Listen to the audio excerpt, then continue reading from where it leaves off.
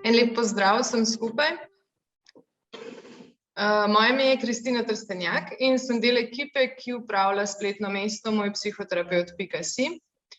Z veseljem vam izrekam dobrodošlico na današnji spletni delavnici, kjer se bomo z današnjo sogovornico pogovarjali o globinah nezavednega, jih odkrivali ter odkrivali njegov vpliv na naše delo in odnose v poslovnem svetu.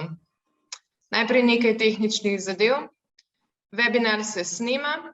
Povabljeni ste, da med dogodkom vklopite kamere, vaši mikrofoni pa so zaenkrat utišani. Če se vam med webinarjem porodi vprašanje, ste vljudno vabljeni, da ga napišete v chat, na koncu pa boste imeli možnost vklopiti mikrofon in tudi ustno zastaviti svoje vprašanje. V naši sredi danes pozdravljam jungovsko coachinjo Urško Ajdišek. Urška, pozdravljeni. Pozdravljeni vsi skupaj. Po izobrazbi je Urška magistrica znanosti mednarodnih odnosov, imetnica MBA certifikata ter certificirana jungovska analitičarka.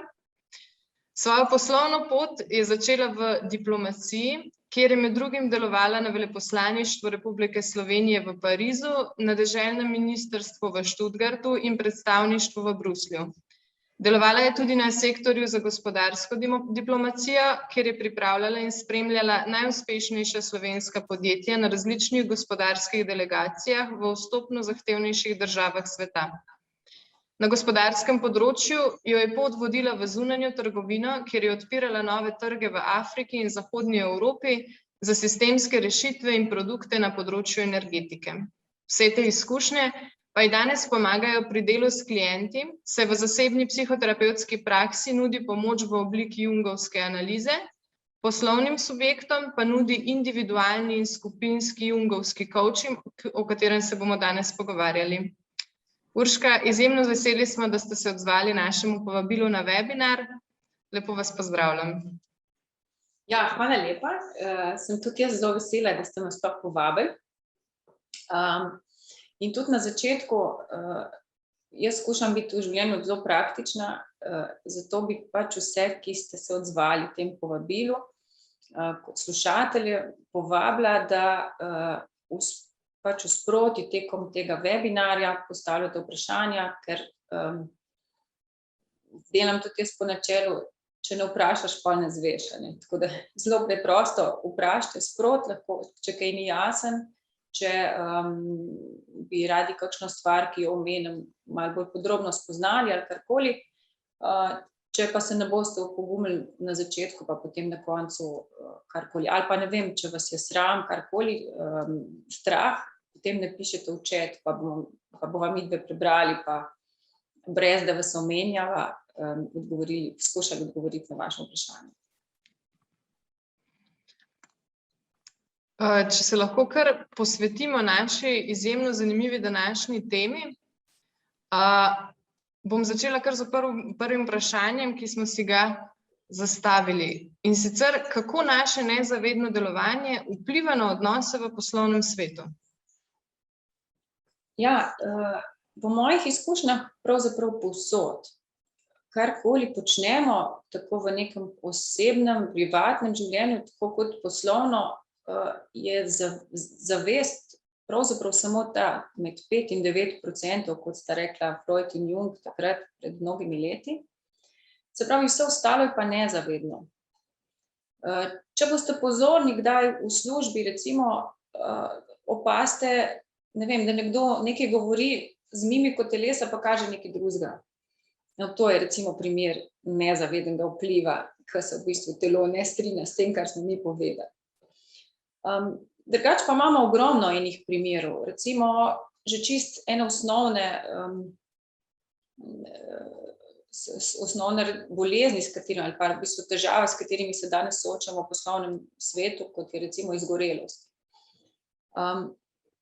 Zakaj pride do tega pojava, je pravzaprav zelo nezavedno. Kako jaz delujem v nekem poslovnem smislu, se lahko recimo zgodi, da pač, ne vem, se počutim na neki recimo poziciji, ki jo upravljam, da ves čas moram vse opraviti v roku, vse natančno, vse dovolj hitro, učinkovito. Se pravi, vse tisto, kar so vrline nekako današnjega poslovnega sveta. In to je v bistvu to jaz na zavestni ravni vem. Ampak ta drive, ki je v bistvu ta težnja, ta gonja, ki se dogaja znotraj mene, to pa je pravzaprav nezavedno. In jaz lahko seveda sledim temu zavestnemu vzgibu, da pač ja, je treba stvari narediti, je treba sam še tole narediti, pa potem bo pa lažje, kot si večkrat pač tudi pregovarjamo.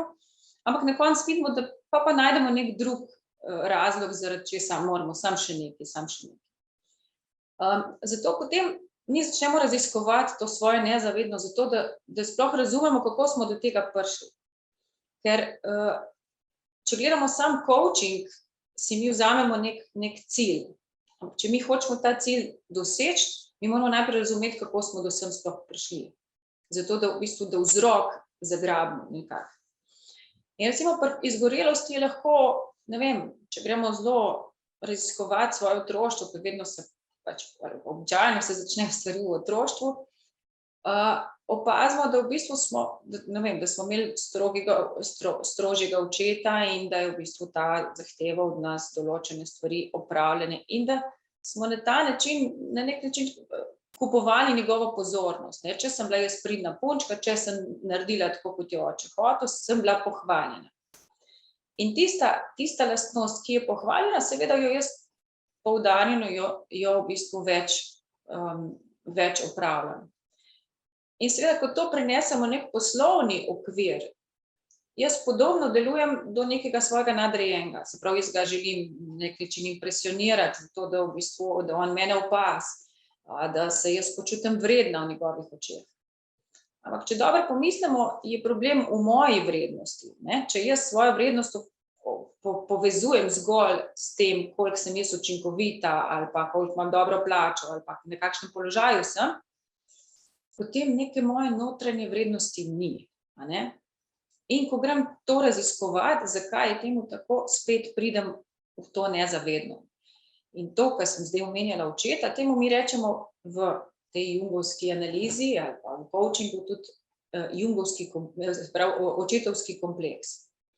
Se pravi, to ni zdaj več oče, ki me tera, ampak je pravzaprav moje videnje mojega očeta. Kako jaz vidim, kaj bi si moj oče želel zame. In to v bistvu je zelo močno v meni zasidrano, že tudi, ko moj oče recimo umre, jaz še vedno čutim ta njegov močen vpliv, kaj vse bi jaz morala, ne vem, ko sem na tem in tem delovnem mestu. Zato, da se ta moj občutek nekako pomiri. In ko jaz izpolnim ta ukaz, pravzaprav se jaz za trenutek pomirim. Ampak počasi, ko jaz to počnem, vidim, da sem pravzaprav prazna v sebi. Da me to ne izpolnjuje tako, veste, življenjsko, notranje. Se pravi, ta cilj ni bil prav zastavljen. Je bil cilj, je bil zastavljen, ampak tak cilj mene nikoli mi ne bo dal tega občutka zadovoljstva, da ne govorimo o neki sreči. Tako da, če razumemo, nezavedni vpliv je v bistvu ta nezavedni vpliv, ki se ne vidi nikjer. Jaz samo delam po neki inerciji, ki sem je bila vajena iz otroštva. In ko smo govorili o recimo vrednosti, če recimo jaz vidim svojo mamo kot žensko, ki je vedno vse naredila za nas, ki se je žrtvovala na vse možne načine, ki, ne vem, ni šla študirati zato, da bi bila več časa z nami in tako naprej. Karkoli že pač je zgodba moje mame. Potem sem se jaz naučila, da je treba se razdajati za druge, da ni dovolj, oziroma da ni cenjeno, če jaz kdaj pa kdaj poskrbim tudi zase. Da ne vem, pomislim, a sem zdaj mogoče utrujena, a imam preveč, a me slučajno na stranišče, ali skozi govorim samo tisto, sem še tole. Se pravi, ta neka gonja, ki je nezavedna, kako jo jaz lahko na nek način ozavestim, zato da jo lahko ustavim. Dokler ni ozaveščena, se pravi, dokler ostaja na nezavedni ravni, jaz nimam stika z njo. Jaz samo, življenje se mi dogaja, jaz sem v bistvu v nekem kolesju kot hrček, samo še tole, ali pa ne vem, Ja, pa ta je kriv, pa on je kriv, pa ne vem, pa to ne gre. Se pravi, jaz ostajam žrtev življenja. Ne jemljem ga v svoje roke in ne upravljam jaz svojim življenjem, ampak življenje upravlja z mano.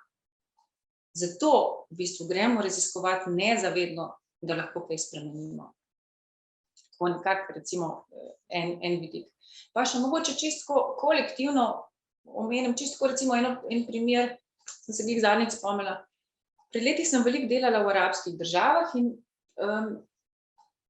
v bistvu, veste, tam je pač ta islam zelo močen in na neki zavestni ravni je prišlo na naftnih ploščadih do problema, ker se ni dalo zagotoviti varstva pri delu, zato ker pač ljudje, ki so delali, lokalci, se pravi te Arabci, niso želeli si dati pač čelad na glavo, zato ker pač enostavno njim vera prepoveduje, da imajo čelade, ker morajo imeti oni pač te turbane, da skrivajo lase. In seveda ta poslovni partner, s katerim smo takrat veliko delali, je bil pač, je imel ta poslovni izziv, da v bistvu, da cel posel propade, zato ker lokalnih delavcev nima, da bi pa zdaj iz Velike Britanije uvažal, se pa to nikakor ne splača, oziroma pač že celo uvajanje in tako naprej bi stalo preveč denarja in preveč časa bi izgubili in bi seveda plačevali neke penale, zato se tega ni mogel privoščiti.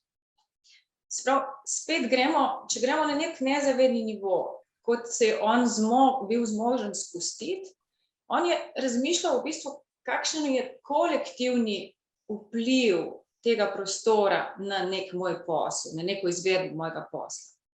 In to je, da pač te ljudi ne bojo tega naredili, ker jim je pač ta vera pomembnejša od denarja, ki bi ga zaslužili. V bistvu tudi, če izgubijo službo, oni tega v bistvu te čelade ne bojo dali na glavo, ker jim je ta turban to pač pomembnejši.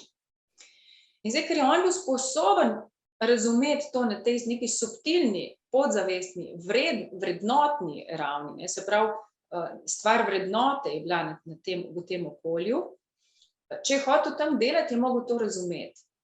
In ker je on pač je bil sposoben zelo hitro to povezati, je rekel, prav, jaz spoštujem vašo vero, potem pa se zmenimo tako, pa dejte zjutraj, recimo, ko se oblačite, pa dejte najprej čelado na glavo, pa potem čez turban. In seveda, ker je on upošteval to njihovo nezavedno težnjo, da v bistvu brez tega ne morajo oni delati, so tudi oni prišli nasproti, ja, v resnici to bi bilo pa v redu. In tako, se pravi, je pomembno, če jaz grem nasproti, se pravi, v tem mojem nezavednem ravnanju, potem jaz lahko nekaj se iz tega naučim in v zavesti nekaj spremenim, kar bo za oba sogovornika lažje. Tako nekako. Ja. Kako torej preseči te ovire nezavedne, kako priti v stik z njimi na svoji poslovni in osebni rasti? Bistvo vseh teh konfliktov, ki jih imamo, ker to so neki mali konflikti, ki jih ali pa izzivi, recimo, s katerimi se mi soočamo v poslovnem svetu, da je vedno catch v meni. Se pravi, vedno imam jaz nekaj s tem, vedno lahko jaz nekaj spremenim. Na druge ne morem vplivati, drugi so taki, ki so. Se pravi, ko se jaz zavem, da me ne vem, ta sodelavec spravlja ob živce, takrat, ja, lahko, ne vem, vsak dan hodim domov in razlagam, koliko mi gre ta na živce, ampak s tem nam nič naredila. Če jaz vem, da s tem izgubljam ogromno energije, ker se v bistvu ves čas jezim na nekaj, kar jaz ne morem spremeniti, to pomeni, da v moji zavesti ostane zelo, zelo malo neke ustvarjalne energije za delovanje. Ker vsa ta moja ustvarjalna energija ostaja v nezavednem, se pravi, je v nekem kompleksu, ki uklešča to energijo in jaz v bistvu delujem zelo tako, zelo sem utrujena, ko pridem iz službe, zelo sem brezvoljna nimam pravih idej, kako bi reševala stvari na neki vsakdanji ravni. Takrat mi vidimo, da v bistvu moja življenjska energija je ukleščena v nezavednem. Se pravi, moram nekaj narediti s tem. In kadar jaz vidim, kaj me pri nekomu spravlja ob živce, recimo, ne vem, da sem jaz zelo natančen človek po naravi in nekdo pa v bistvu ni tako natančen ob meni in jaz zaradi tega, ne vem, moram 5-krat popravljati za njim. Jaz seveda lahko se zdaj, pač, tako kot sem prej rekla, se lahko živciram, ga lahko kritiziram, ga lahko poskušam spreminjati, mu lahko dam neke kazni, lahko svašta, ne, poskušam se sorte, ampak na koncu bom jaz videla, da vse to ne spremeni ne mene in ne njega v resnici. Lahko pa se obrnem vase. Se pravi, če me njegova nenatančnost tako zelo moti, kaj imam pa jaz pri tem, kaj pa jaz lahko spremenim. In kadar me nekaj na njegovi strani tako moti, potem jaz v neki stvari nisem uravnotežena, ker me toliko znervira, je problem vedno v meni. Se pravi, kako jaz to obrnem? Jaz pomislim, okej, kaj pa je prednost tega, da je on tako nenatančen? In potem, če dobro razmislim, vidim, kako on vidi pa širšo sliko. On seveda ne vidi, kaj ima pred nosom, ampak on ima super strateško razmišljanje, on točno ve, kako se lotimo nekega izziva dolgoročno in v bistvu, v katero smer bi moralo kot moje podjetje iti. Se pravi, v tistem trenutku, ko jaz njemu dovolim biti to, kar on je, in jaz sebi dovolim biti to, kar jaz sem, na nek način spustim to energijo in se zavem, da pravzaprav imam tukaj jaz problem. Ker jaz pa ne zmorem na ta način razmišljati kot on, mogoče, ne vem. Jaz se pa utapljam v podrobnostih namesto, da bi videla širšo sliko. In se pravzaprav jaz lahko iz njega nekaj naučim. Njega vzamem kot izziv, kot primer, v katero smer se pa jaz lahko razvijam. In recimo si vzamem pač kot nek poslovni izziv, da, ne vem, pri naslednji nalogi, ki mu jo dam, da se ne fokusiram na njegove napake, ampak da poskušam videti, kaj je on s tem mislil. In na ta način v bistvu oba pridobiva, ker ni več trenj, jaz si dovolim v bistvu napake pri sebi in pri njemu, za celo neke širše slike, ki mi je za moje podjetje strateško pomembno. Ne vem, ali sem odgovorila na to. Definitivno, meni sigurno. Zdaj, lepo ste povabljeni še enkrat, da napišete kakšne primere v chat, da se Urška lahko naveže na njih in jih vam mogoče razjasni kakšno dilemo, ki jo imate tudi sami. Jaz pa nadaljujem z naslednjim vprašanjem in sicer, kako v poslu prepoznati ženski in moški princip delovanja ter jo spraviti v ravnovesje?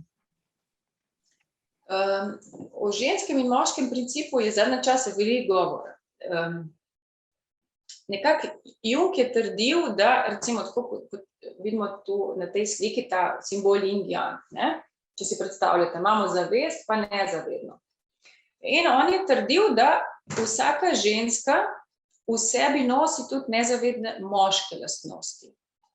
In vsak moški v sebi nosi tudi neke nezavedne ženske lastnosti.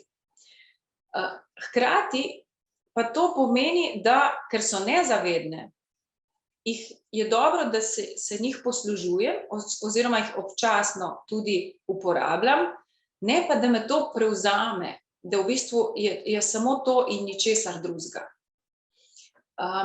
Se pravi, ne vem, če sem jaz ženska v poslovnem svetu, potem jaz drugače vodim, kot vodi nek moški. To ni več vredno, manj vredno, ne, ni vrednostno, je samo drugače. Sploh, če sem jaz povezana s svojo žensko energijo. Ampak hkrati to pomeni, da recimo, če bom jaz dovolila, da bo ta moška energija mene prevladala, potem bom jaz kot en diktator, kot en, ne vem, Mussolini, bom hodila po podjetju in bom in v bistvu bom nekako kot moški v ženski preobleki. Ne bo nič ženstvenega v meni. In to v določenih, ko jaz rabim, ne vem, ko jaz rabim se nekaj pogajati, ko se jaz rabim zavzemati za neke cilje, je to dobro, da sem pač neomajna v svojih ciljih. Ampak hkrati je pa moja prednost, da imam tudi tuno drugo plat, da sem jaz lahko sočutna, empatična do svojih sodelavcev, da razumem stvari, ki pač mogoče, ki jih ne povejo na prvi pogled. In hkrati, in me to seveda bogati, to mi ne jemlje v bistvu moje energije. Plus, pri tem je pomembno še to, da če sem jaz preveč v moški energiji, to pomeni, da me če smo prej rekli, če si predstavljate, v tem spodnjem delu je moja moška energija, to pomeni, da me ta moški del prevzame. In to pomeni, da je večina mojega, kako bi temu rekla, večina moje življenjske energije spet v nezavednosti. Se pravi, sem spet v kompleksu, kot smo prej rekli.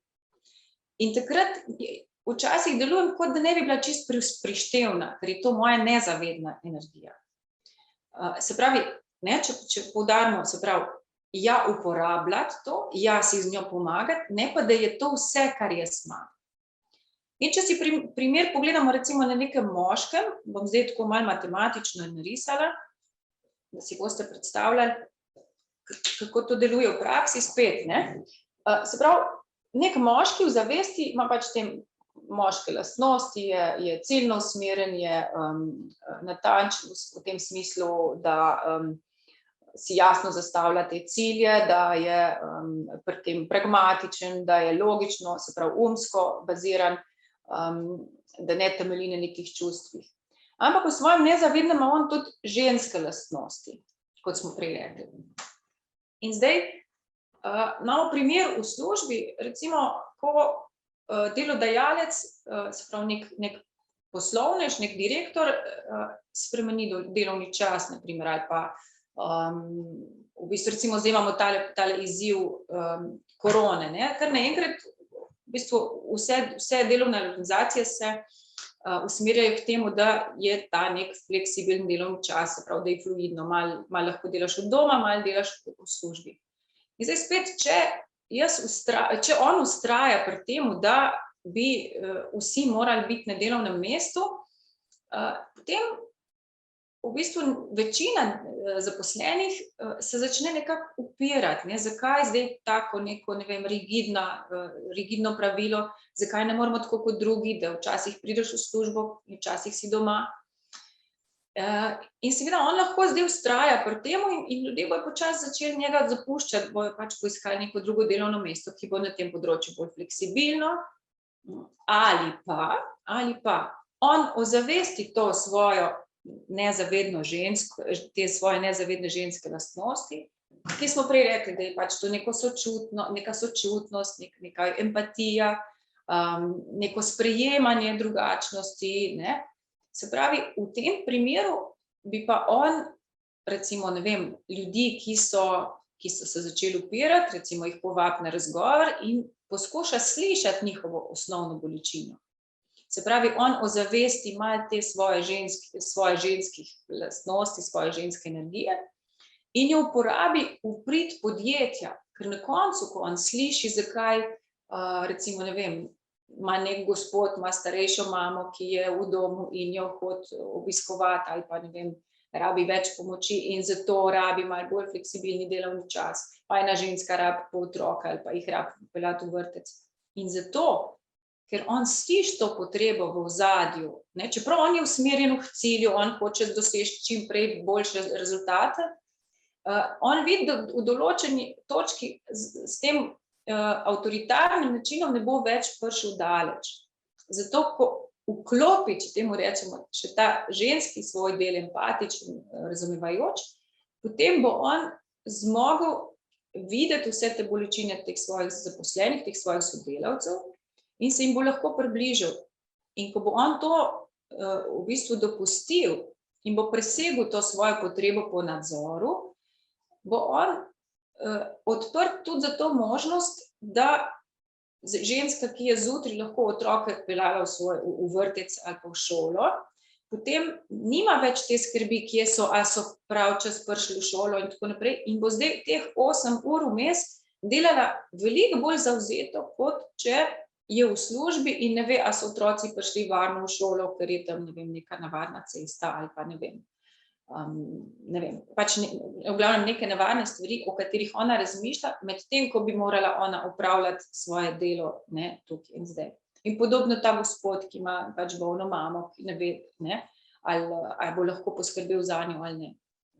Se pravi, če mi širimo, se pravi, svoja znanja tudi, ali pa svoja občutenja tudi na neko nezavedno raven, se pravi, da ozaveščamo tudi stvari, ki niso vidne na prvi pogled, smo v življenju širši, bolj smo pragmatični, več rešitev imamo za neke svoje izzive v poslovnem svetu. In seveda tudi zasebno. Sem brala, tukaj mi grede, zato sem se malo zmedla vmes. Gospod je komentiral, da razume, kar se tiče spreminjanja sebe in spremenil boš svet, vendar pa včasih je izziv in problem še vedno obstaja, recimo nenatančnost sodelavca, in kako se potem tega bolj operativno lotiti? Vam povem čisto en primer iz prakse. Recimo 2 sodelavca, en je bil zaposlen v kakovosti in je bil tak odprt, komunikativen, zelo tak posod ga je bilo, a veste, tisto, govori veliko, ne, tak prijeten, ne, ampak natančnost mu pa ni bila najbolj vrlina. Ampak on je bil pač glede na svojo osnovno izobrazbo, izgleda pač izbran za področje kakovosti. In seveda velikokrat je bilo kakšna stvar, ki mu je ušla, ne, zato ker je on pač v teh neformalnih stikih zbiral druge podatke, kot so bile mogoče za njegovo področje potrebni. Potem pa v prodaji, ne, recimo, smo imeli pa sodelavca, ki je bil izreden natančen, ki karkoli je kupec hotel od našega podjetja, recimo, je on zelo detaljno, vedno natančno se lotil in odgovarjal in seveda kupci so bili zelo, zelo zadovoljni z njim. Na tej operativni ravni. Ni pa bil v bistvu, ni pa odpiral novih stvari, ni odpiral novih kupcev, ni raziskoval novih priložnosti, ker je imel preveč dela s tem, v čemer je bil v bistvu pravzaprav on dober. In zdaj neka dobra kadrovska služba ali pa nek dober vodja bi v bistvu seštela to, ne, 2 pa 2, in bi njiju enostavno zamenjal. Včasih pač vidimo v praksi podjetja, dobra podjetja to zamenjajo ne glede na izobrazbo. Se pravi, jim je bolj pomembna neka osebna karakteristika človeka, v kateri je dober, kot v bistvu celo neka izobrazba. Ker vem, da vedno se takrat pač potem zastavimo, se v bistvu lovimo v temo, kaj pa zdaj pri izobrazbi. Se pravi, eno je pač to, kar delovno mesto zahteva po izobrazbi, drugo je seveda to, kakšne narave sem jaz. Ampak to, kakšne narave sem jaz, ne, seveda pač vsak, karkoli nam v bistvu ne gre v življenju. Mi imamo nalogo, da sploh v drugi polovici življenja to razvijamo. Ne zdaj, da bomo rekli, ne, jaz nisem za to, jaz tega ne počnem. Ne, ampak kariero vedno gradimo v tistem, kar smo mi dobri. Se pravi, ne, ker največ življenjske energije dam v tisto, kar mi prinaša zaslužek, kar mi prinaša življenjski kruh. Moja naloga pa je, da se v bistvu širim, da spoznavam stvari, ki mi ne grejo. Se pravi, da če nisem natančna, da se verziram v natančnosti, da si dajem neke izzive. In če sem preveč natančna, da poskušam v življenju kdaj pa kdaj to tako, ne, malo pogledati pa reči, malo, ne, za dolgoročno je pa to boljše.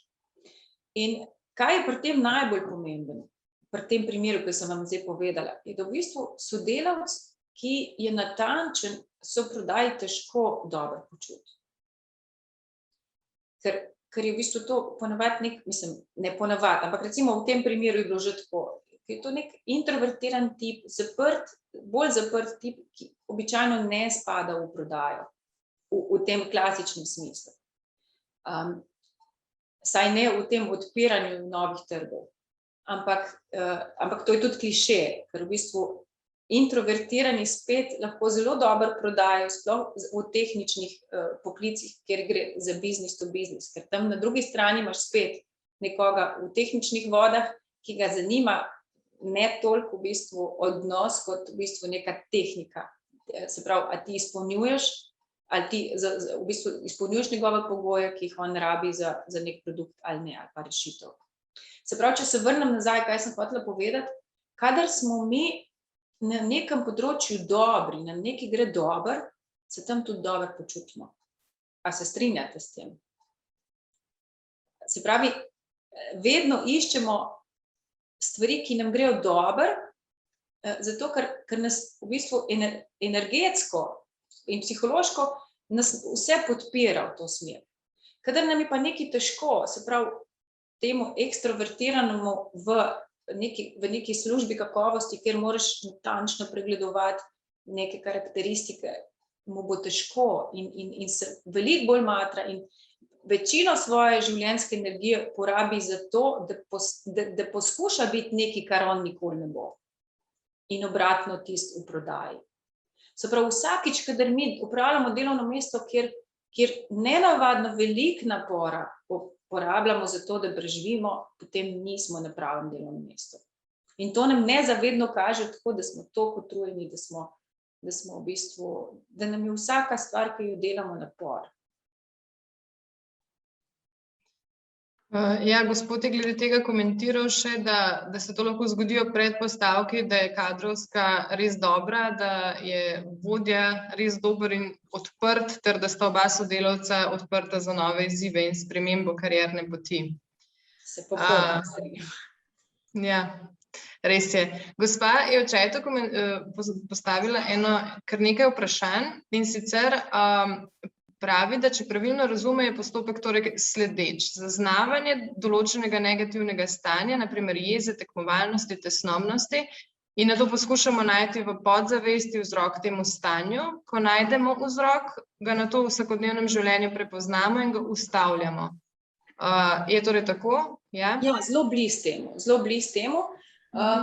Najbolj je ta del, se pravi, da jaz zaznam, tako kot ste ugotovila, potem pa v bistvu, da ga prepoznavam v neki praksi, ker to se pač od enega, ena lastovka ne prinese pomladi, je pa treba vsakič, ko nam uspe, to tudi praznovati, ampak ko nam enkrat uspe, vsakič, se pravi, zdaj mi je uspelo, se pravi, poskušam tudi naslednjič.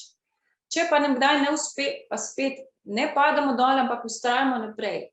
Se v bistvu poskušamo to dejanje spreminjati. Zdaj pa kako? Recimo, če jaz ob nekem sodelavcu začutim recimo zavist, on pa ima, recimo to je pogosto, ali pa ne vem, on ga ima pa šef rajš kakor mene, ali pa ne vem, je sodelavka bolj connected kot sem jaz. Kadar je neka ta zavist, seveda najprej spet poiščemo, kaj je bil vzrok te moje zavisti, se pravi, ne vem, ali je to neka pozornost, ki je jaz nimam dovolj, in potem, kaj jaz lahko s to pozornostjo naredim. Ampak pri zavisti je pa včasih pomembno, da jaz lahko zavist uporabim spet v svojo prid. Se pravi, če sem jaz zavistna njej nekega odnosa, mene to lahko spodbudi, kaj pa jaz naredim za to, da sem v odnosu z nekom. Se pravi, ne samo, da jaz pač, kakor ne vem, a veste, na drevo pa vse igrače s sabo, pa v jok, ampak jaz grem v to in mi to da za neko spodbudo, kako pa jaz lahko spremenim nekaj na sebi. kar na njemu smo že ugotovili, da bolj težko. Ampak kadar, recimo, ali pa ne vem, pri agresiji, ne, kadar jaz čutim neko močno agresijo, ja, lahko, zdaj to spet, vedno je pri meni spet, vedno se vprašam, zakaj pa jaz čutim to neko agresijo, zakaj ta jeza? Spet, ja, zato, ker, ne vem, jaz pa tega ne živim. Ne, vedno recimo, pogosto imamo to, če v naši družini recimo ni bilo dovoljeno počivati, ne, če je bilo, recimo, to v praksi se mi vedno, mislim, to imamo vsi, ne, garaštvo je pri nas taka vrednota, ne, ja, ta je pa garač, ne, to pomeni, ne, da je ful visok na neki lestvici vrednot. Ampak ja, garaštvo ima ono drugo plat, pomeni, da se mi ne znamo usediti, mi ne znamo pogledati, ne vem, v miru neke situacije, si nikoli ne vzamemo časa. Recimo, v podjetju je to zmeram, ne vem, kreativci pa izvajalci, ne, sprav, kreativna delovna mesta, oni delujejo tako, kakor v bistvu brezdelneži, ampak v bistvu brez tega oddiha, ne, to so predvsem te novi poklici, ki rabijo veliko kreativnosti. Ampak on v tem hrčkastem, a veste, modu, ne, tem načinu dela, ko ves čas loviš sam sebe in kaj vse, in ko že začneš novo aktivnost, veš, da te že druga čaka, ti ne mogoče, da bi bil kreativen. Ker tušta samo to, kako boš čim bolj pragmatično in čim hitreje končal delo, ki ga upravljaš. Ne, zato vedno, ko nas nekaj zelo zmoti, se pravi, če jaz čutim neko agresijo, neko močno jezo do tega človeka, kako jo bom jaz obrnila vse poprit? Ja, tako, da bom pomislila, kaj pa, če se jaz ustavim, ali kaj pa, če, ne vem, pustim, tako kot bi on na mojem mestu, pustim to delo, pa tudi, če se svet podre včas, vem, da vedno to ne gre, ampak včas. In da v bistvu, da začnem spreminjati sebe v to smer. Da se včasih lahko zmorem usesti in zmorem nekega kreativnega razmišljanja, ki si ga sicer v tem življenju ne bi mogel privoščiti, če bi delal tako, a veste, kot smo. Ne, samo jaz imam prav, noben drug nima prav, vsi bi morali delati po moje, pa bi bil svet lepši. Ne, vsi ti ljudje, ki me znervirajo, ki me spravljajo v živce, me učijo širine tega sveta. In če ga jaz zmorem videti, pa uspem doživeti na tak način, potem tudi moj svet postaja bogatejši, širši. Gospa nadaljuje komentar z vprašanji, na katero ste delno mogoče odgovorili, delno pa mogoče bolj praktično, torej kako zavestiti ta nezaveden vzrok, ki je v nas, in pa potem, ko ga enkrat prepoznamo kot stanje, da ga zavestno spet ne potiskamo nazaj v podzavest. To je pač praksa. Zdaj, kadar nekaj zaznamo kot boleče, takrat seveda prvi odziv je, ne, jaz pa to že ne počnem, ne. To je pač neko realno stanje, ne. Jaz nočem tega videti. Ampak potem vidim, da vedno ob istih ljudeh, iste vrste ljudeh, jaz pač izgubljam živce. In takrat, kadar se mi to ponavlja, potem se mi to potrdi, da pač življenje me ne bo spustil naprej, dokler jaz tega ne bom rešil pri sebi. To pomeni, eno je to zaznavo, ko smo ugotovili, potem pa, zakaj prav ta lastnost? In potem vedno gremo nazaj. Kdaj je bilo meni to rečeno? Odkje sem jaz to pobrala, da pač moramo kar naprej delati, ne? Mislim, zakaj so ljudje, ki, ne vem, sedijo pa nekaj razmišljajo, ne vem, v mojih očeh manj vredni. To se zdaj, pač to je en primer, ne, lahko je to natančnost, lahko je, mislim, karkoli, ne, lahko je potreba po kontroli ali pa ta fluidnost. Vedno sta dva pola, ne, tako smo prej risali s tem simbolom, ne, yin yang, ne. Vedno, Jung je govoril, da smo ljudje, da je cilj našega delovanja polnost, ne popolnost, polnost. Se pravi, če smo malo žlehtni, smo malo dobri, če smo malo žalostni, smo malo veseli. Da nikoli ne moramo biti, ne vem, popolni, ker potem toliko, kolikor hočemo biti popolni, toliko smo od spodaj zmotljivi, delamo napake, padamo ven iz nekih svojih. In te naše vrednote se običajno izvirajo iz nekega otroškega, se pravi, vzgoje, nekega prevladujočega mišljenja, ki je v bistvu bil v naši družini. Recimo, če jaz opazujem, ne vem, mamo in očeta, če sta ves čas nekaj delala, potem jaz vidim, da pravzaprav, da če se jaz usedem, da se nekako nelagodno počutim.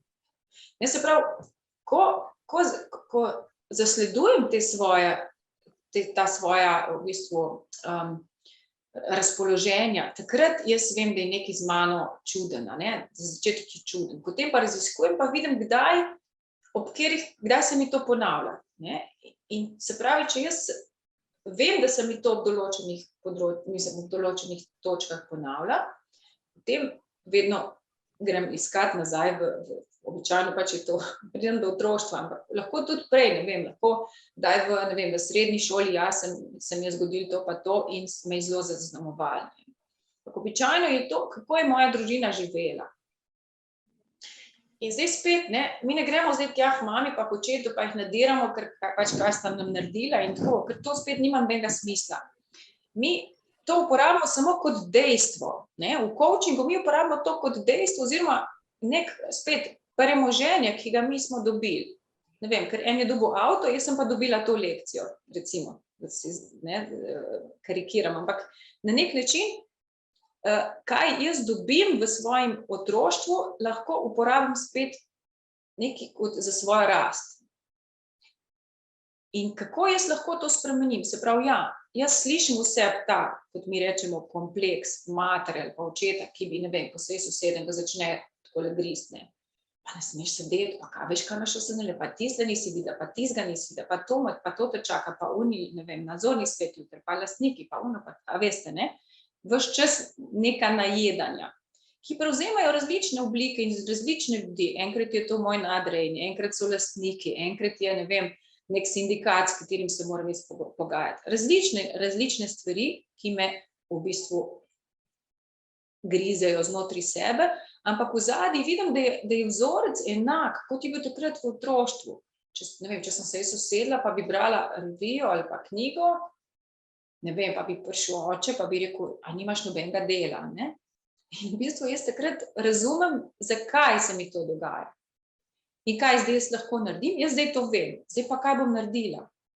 Lahko, tako smo prej rekli, to neko jezo, ne vem, na starše, na situacijo, na šefa, karkoli, uporabimo spet v svoj prid. Kako?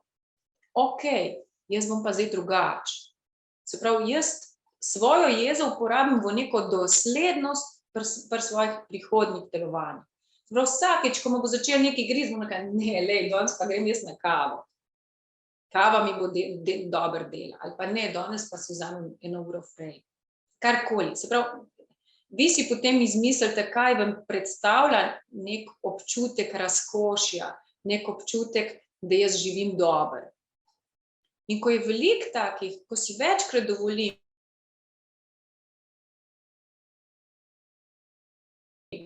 se pravi, to jezo za to, kar se mi dogaja v otroštvu, jaz uporabim naprej zato, da sem dosledna, da jaz si pa ne bom več dovolila, da bom en hrček kot v kletki, da skozi nekaj lovim neke roke in odgovarjam nadrejenim in podrejenim, kaj vse moram narediti. Jaz bom pa drugače. In kaj vse mi pomeni drugače, je pa na vas. Kaj vam pomeni tiste cukrčka, ki vam predstavljajo, da je življenje vredno živeti. Ja, včasih se je težko spomniti na to, da je razkošje, da živimo pravzaprav relativno privilegirano. To se soočamo tudi pri nas včasih in se prav opominjamo. Predvsem je to naša izbira, to se moramo zavedati. Mi izbiramo, da gremo vsak dan v tisto, ne vem, podjetje, ne vem, ki dela za tekoč trak. Mi to izbiramo. Če verjamete ali pa ne. Lahko, ljudje pač, ne vem, veliko primerov prav zdaj, v teh časih, ki zgleda grozen, ne, prihodnost in ne veš, a boš dobil službo, ne, ampak enostavno, ko je prehudo, ljudje pustijo edino službo, ki so imeli brez ene alternative in začnejo iskati nekaj drugega, ker vejo, da je to, da v bistvu tako živeti ne gre več naprej. Ja, gospod je na tisto prej komentiral še, da meni, da ni ravno pogosto, da smo velikokrat ujeti v take ali drugačne dane realnosti, ki jih moramo skupaj reševati. In sprašuje, kako bi se vi tega lotili, če nimate možnosti premika sodelavcev. Temu jaz dodajam še vprašanje, torej, kako se jungovski coaching loteva podobnih dilem in vprašanj? Sam, da a lahko ponovimo, kjero specifično, kjero rešujemo zdaj? Pogovarjali smo se o tistih premikov dveh delavcev, kjer je nekdo bolj kreativen, nekdo bolj natančen. In v bistvu ta del, gospoda Mot, kjer del? Če se recimo ne moremo zamenjati delavcev enostavno, kako mogoče pomagati delavcu na danem delovnem mestu, da razvije tudi druge veščine, oziroma kako mu pristopiti nasproti? Mogoče jaz pa se opravičujem, se bom vklopil zdaj v živo. Ja, prosim, ja. Gospa Kristina, moj speaker. Hvala lepa, ker ste to tudi dodali, to mi je tudi všeč. Lepo vas obenem vse pozdravljam, vajo dve pa še posebej. Tako da samo, da bi rafiniral to svoje, kar ste rekli, meni se zdi to, kar ste pač do zdaj povedali, zelo umno in fajn, ampak v svoji ne tako kratki karieri nisem videl veliko teh, bom rekel, stvari, ki bi se dogajala, pa sem veliko delal mislim, praktično pravzaprav večino kariere v velikih podjetjih, kjer bi te premiki bili možni, tam, ko imate recimo pač par ljudi, to enostavno ne gre, ampak velikokrat se pa kljub temu, eden izmed teh deležnikov ne zgodi, nimate pač modrega HR-ja, nimate širokega vodje ali pa pač če oni so, pa en zakoplje pa reče, jaz pa nisem se za QA rodil, pa rad bi tle delal in bom tle ostal. Tako da bi rad samo videl vaš recimo, kako bi tako, kot je gospa Kristina rekla, se pravi, kako bi se po jungovsko tega lotili, naprimer neko soočanje teh ljudi, tako si jaz predstavljam, in kako bi lahko prišli do nekega outputa, pa recimo ob tej predpostavki, da jih pač ne moramo premakniti, da oba dva bi rada pa to ostala tam, kjer stane. Hvala lepa. Ja, Kristina, ste hotle? Hvala vam za vprašanje, pa za obrazložitev. Z veseljem. Ja, tudi moja praksa je taka. V velikih podjetjih pač se temu ne namenja pozornosti, čeprav je tako na dlani, pač to je en primer res čisti iz prakse. Gre za to, zdaj, če ste pač vi kot vodja, imate dva taka pod sabo, potem nekaj teh vzvodov že imate, ampak če pa ne, je pa vedno to, kar sem prej govorila, v bistvu širiti nekaj, kjer meni ne gre. Se pravi, sodelavec, ki, ne vem, je zelo natančen, pa rabi neko širino. In v bistvu ga že življenje spravlja v take neke situacije, kjer on mora videti gozd namesto dreves. In zdaj, spet, mi drugih ne moramo spreminjati, lahko pa jaz sebe spreminjam v tem smislu, da jaz na njega drugače gledam. Jaz vidim, si rečem, ti ne zmoreš, in jaz te sprejmem tazga, kot si, hkrati pa pač en del od tega, če hočeš tukaj delati, moraš razvijati. In v bistvu vsako stvar, ki se recimo v službenem okvirju zgodi, uporabimo v to smer, da v bistvu njemu pomagamo razvijati ta področja, ki so njemu tuja, ker najprej se moramo vživeti v njega, koliko je to njemu težko, brez tega ne bo šlo, in pa potem, kako na kak način bi pravzaprav njemu lahko pomagali, da on vidi, ker s časoma na vseh področjih mi lahko širimo. Če se le hočemo, če le hočemo če imamo vsaj malo, ali pa če smo primorani k temu, recimo, če ta človek želi ostati na tem delovnem mestu, potem on mora imeti neko potrebo potem, da se širi, da se nauči neke stvari, ki mu pač trenutno ne grejo. Se pravi, jaz bi pač delala na tem, kaj njegova trenutna, recimo, kje on trenutno je, koliko njemu zdaj ta izziv, na kateri točki je. In v bistvu potem bi delala majhne korake k širjenju tega, kar se on rab naučiti. In potem bi po vsakem koraku bi to ocenila, koliko smo zdaj prišli daleč, kaj bi lahko boljš, kaj slabš. V bistvu, da ima človek podporo pri tem svojem širjenju, ampak hkrati ob zavedanju, da on to pač nikoli ne bo. Zajec nov nikoli medved in medved nov nikoli zajec, to je vedno pravo. Ampak hkrati to ne pomeni, da mi ne rabimo razširiti svoje zavesti, širiti veščin svojega delovanja, ker tako smo široki. In če nekdo hoče opravljati delo, za katerega on ni pač najbolj vešč, najbolj sposoben, potem mora imeti tudi v bistvu vsaj nek osnovni interes, da to širi. Seveda v nekih omejenih, tle pa rabimo veliko neke empatičnosti, nekega sočutja, da v bistvu, da bojo te koraki počasni in se jih veseliti in praznovati takrat, ko so. Tako bi se jaz tega lotila. Hkrati pa se mi zdi pa še zelo pomemben v tem smislu, da mene to več tako ne znervira. Ker če mene to znervira, potem je na drugi strani sigurno večji odpor, kot bi bil sicer, če jaz to lahko sprejemam kot dejstvo. Ker v bistvu njega pritiskam nekam, kar je mogoče za njega prehiter tempo in sem s tem izgubila njegovo tisto inicialno željo, da bi kaj naredil na sebi. Ponovno vas vabim, če imate še kakšno vprašanje, nekaj minut imamo še. Hvala lepa. Hvala tudi. Temu bi mogoče jaz še dodala na koncu vprašanje, da rečemo še kakšno besedo prav na temo jungovskega coachinga, mogoče za razliko od klasičnega coachinga. Vmes pa vas, kot sem rekla, še enkrat lepo vabim, da postavite še kakšno vprašanje. Mogoče dvignete rokico, preden bi povedali na glas ali pa napišete v chat. Ja, Urška, zanima me, dejansko vprašanje je, kako se jungovski coaching razlikuje od klasičnega ali pa od kakšnega drugega coaching pristopa?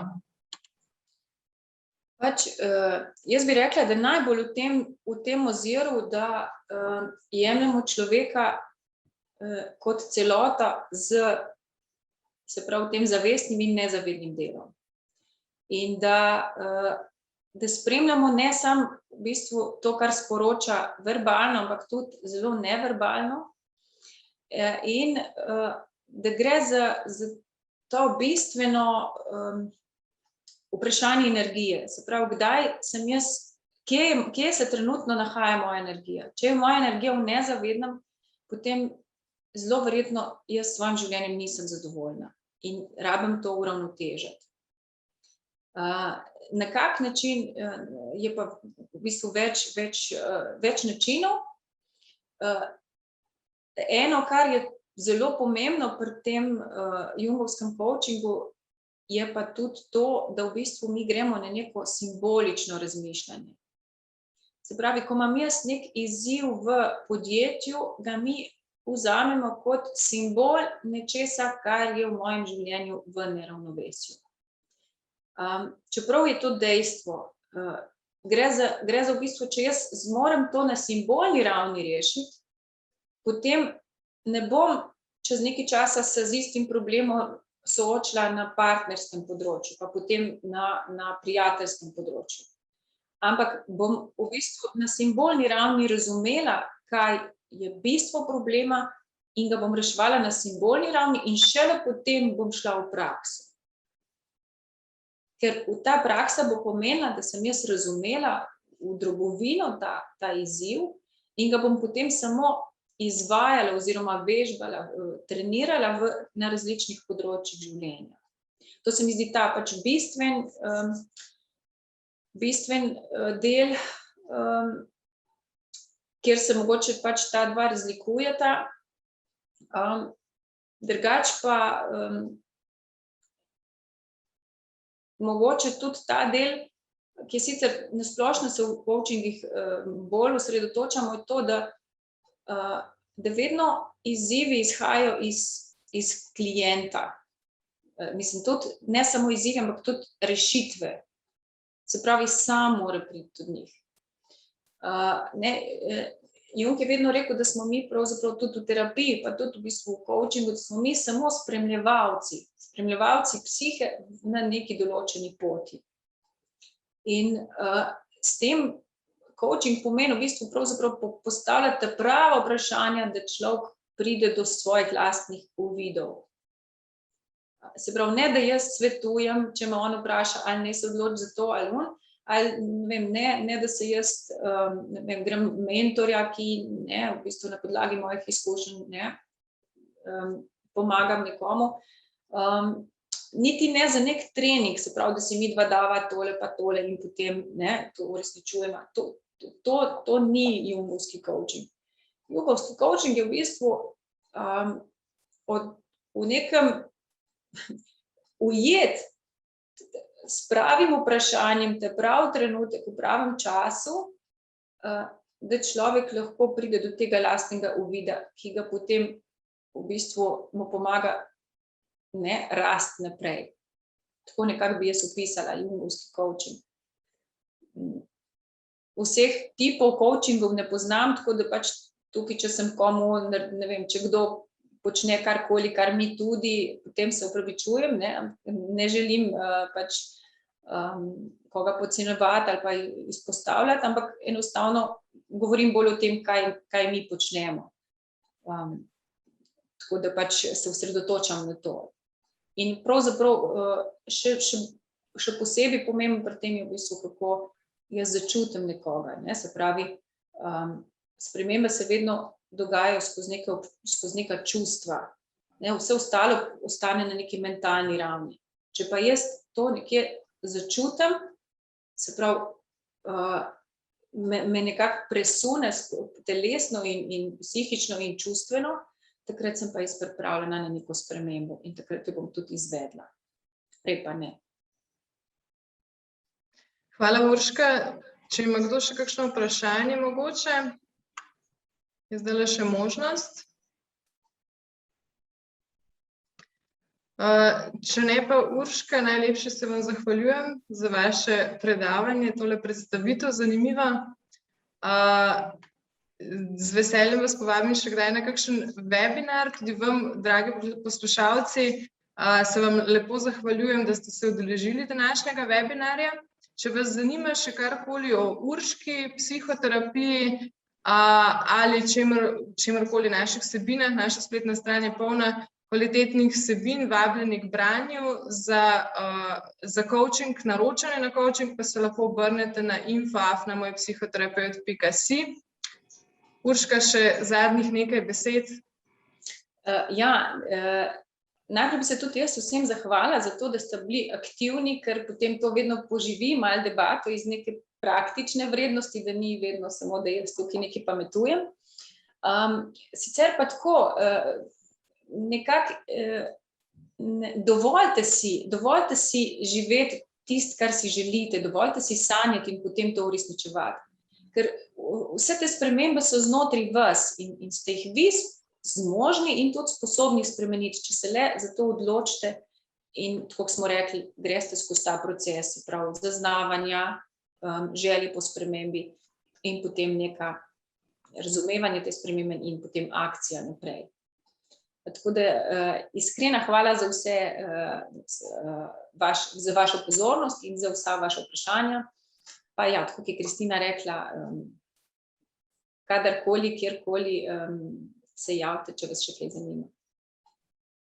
Lep in uspešen dan še naprej vsem skupaj. Hvala. Ja.